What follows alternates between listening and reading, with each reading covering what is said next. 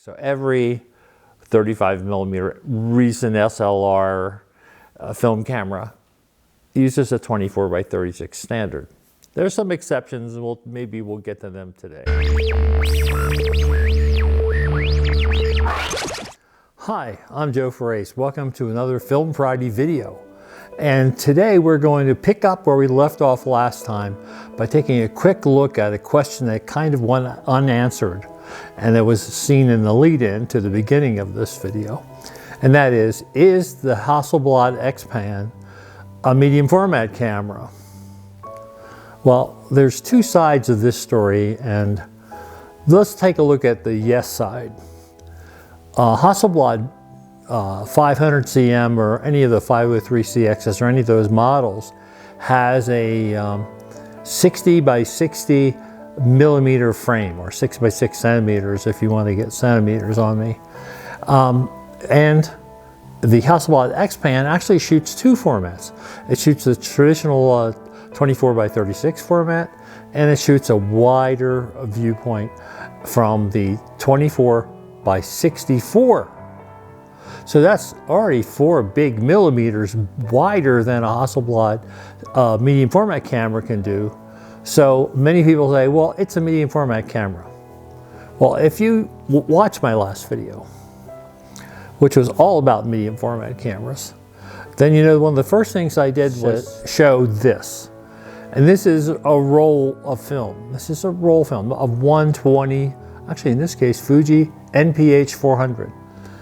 The XPan does not shoot that. It shoots 35 millimeter film. So there's a whole bunch of data that's on the 500cm 6 by 6 format that's not on the 24 by 64. So I don't think it's a medium format camera. But you know, if you do, that's okay with me. So let's get to the topic at hand, which is the lead-in from talking about the XPan. And that is panoramic cameras. Now, I'm not talking about the point and shoot cameras, both digital and film cameras.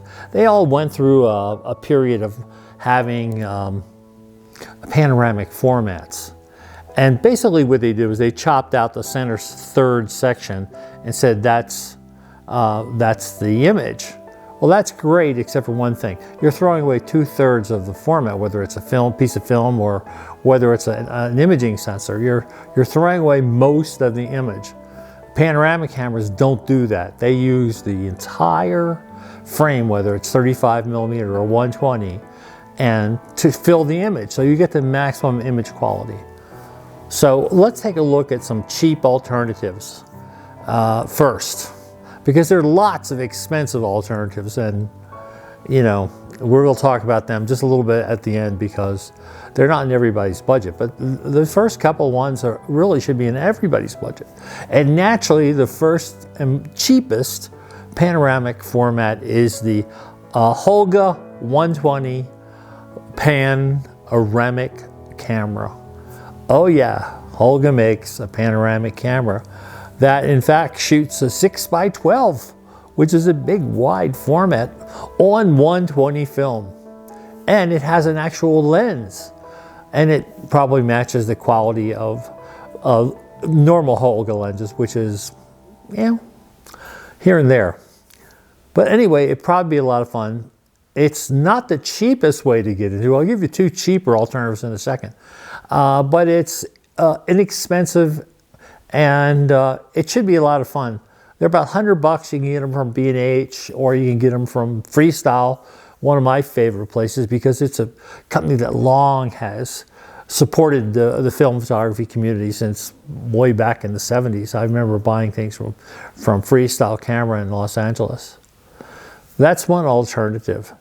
A newer one, and it's kind of bizarre, and it's for people who enjoy experimental things, and that is the Lomography liquid lens camera.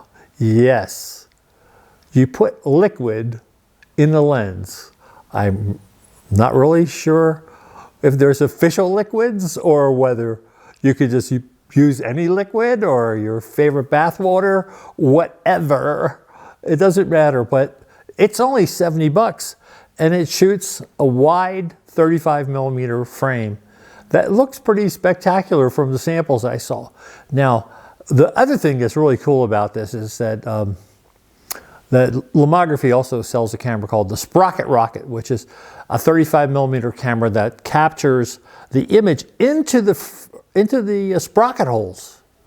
And this liquid lens camera does the same thing. Now, I really like the idea because it's only $70, so you can't hardly beat that. But at the same time, I wonder how much of a hassle the liquid aspect is going to be, and whether or not it could leak. Who knows? I mean, I'm kind of iffy on that one. But if you like to experiment and you like wacky stuff, go for it. Now, the other alternative is actually a camera that I've had for a long time, and that is the Holga Wide Pinhole camera. And this is great because it even has a level on top and a tripod socket, which is really good because let's see, if you look in the back, they give you the exposures. And if you're using 100 speed film, they recommend on a sunny day, 7 to 9 second exposure. Now it has a little shutter release here. Well, let's take the lens cap off. It has a little shutter release here, and it opens it and closes it. It's threaded for an actual cable release. Now I don't own a mechanical cable release, but it's on my list of stuff to get if Santa doesn't bring me one. So I'm planning on shooting this camera just for the heck of it. I got all that expired film, and I think it would be a fun thing to shoot, whether it's black and white or color. And I think I may have some 400 speed black and white that we can cut that exposure time down to 2 or 3 seconds. But anyway, those are your 3 alternatives. Now you may have run into others, and if you do, drop me a note through the website, and I'll make sure I'll tell people about it, because I think the more options the better. Because the truth is that in the world of panoramic cameras, it's huge. I mean, really, there are so many, and the panoramic format goes back many, many, many years. Back to the Kodak circuit camera, which was a moving lens camera that they used to photograph banquets, and you know, they used it in the military to photograph like formations of soldiers. And of course, there was always some wise guy, because this lens took a little while to make the trip. There was always a wise guy, and there was always a guy, right? And who would be at this end of the frame. And then as soon as the shutter opened, he would run around backwards to try to be in the other end of the frame. Always happens. It even happened when at Photo Fusion a couple of years ago, when they decided to use one of those old cameras to take a picture of everybody who was at the final banquet. And I think there was some guy, I don't know who it was, but who did the runaround to try to get himself in both ends of the frame.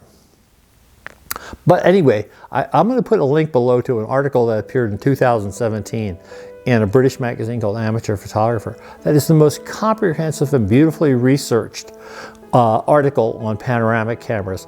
It includes cameras that were very popular in the 60s and 70s. There's one called a globoscope that it had a handle, and the camera moved when you were holding the handle to make the pictures. It made some pretty breathtaking images, and I think, I'm not sure, you can have to look this one up. I think it would do like a 360. It was a pretty crazy camera, or 270, a whole lot of wide. And that's really what panoramic cameras are all about. So there are lots of expensive ways to go panoramic, but there are other cheaper ways too, like tripod heads often have degrees on them, and some tripods do too.